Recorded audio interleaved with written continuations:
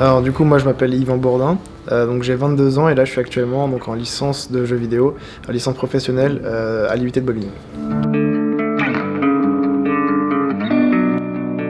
Alors au tout début je voulais vraiment être astronaute.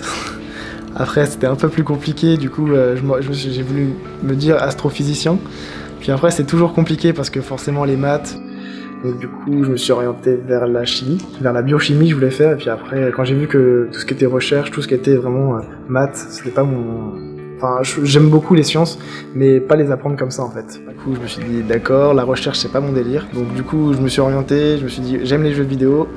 Allez, pourquoi pas aller dans un IUT où je peux après exercer justement cette passion. C'est pour ça que je me suis orienté dans un DUT informatique, donc à Orsay, c'est vraiment à l'opposé d'ici, donc de Bobigny.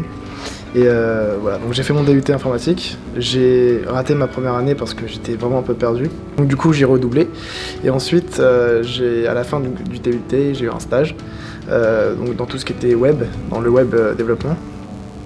Et après j'ai normalement postulé à cette licence-là, donc pour faire du jeu vidéo. J'avais pas été pris, et j'avais quand même un plan B, heureusement, qui était de faire une licence que proposait déjà mon IUT à Orsay, qui était à propos des applications web et mobile, tout ce qui est conception, développement. Et c'était en alternance pendant 1 an, donc c'est ce que j'ai fait.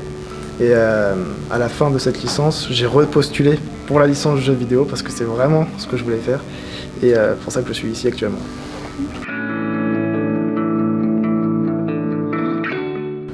C'est une bonne question. Pour l'instant, je pense travailler dans le jeu, puisque c'est aussi pour ça que j'ai voulu faire cette formation. C'est-à-dire peut-être dans le game design, ou alors de la programmation, éventuellement. À voir après en fonction de l'entreprise, en fonction des projets. Normalement, il y a le stage donc à la fin de la licence qui pourrait me permettre soit de rester en CDI, soit justement d'avoir suffisamment d'expérience en fait pour après potentiellement chercher une autre entreprise.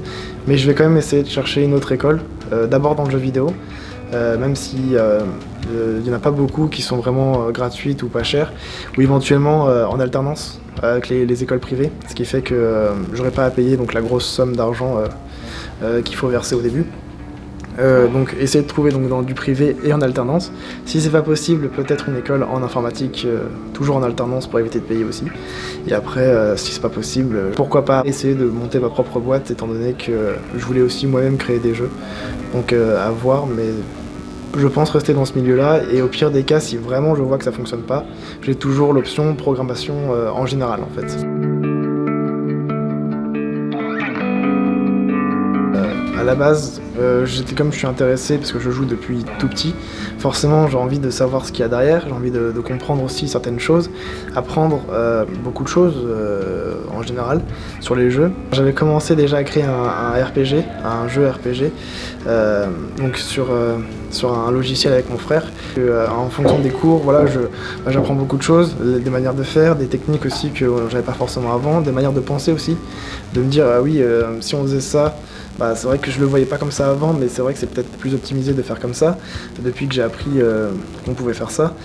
Et voilà, il y a pas mal de choses qui m'aident à mieux visualiser et à mieux prendre en considération justement certaines méthodes ou certains principes plutôt que d'autres. Même découvrir les différents métiers, parce que c'est intéressant de savoir ah oui c'est vrai qu'il y avait ce métier là, je le voyais pas comme ça, ou alors ah oui je savais pas qu'il y avait ce métier, et ah oui c'est plutôt simple, oui, enfin voilà, on peut vraiment essayer de voir toute la palette de métiers qui se cachent derrière un jeu, et c'est aussi ça qui est intéressant, qui m'a mené jusqu'ici en fait.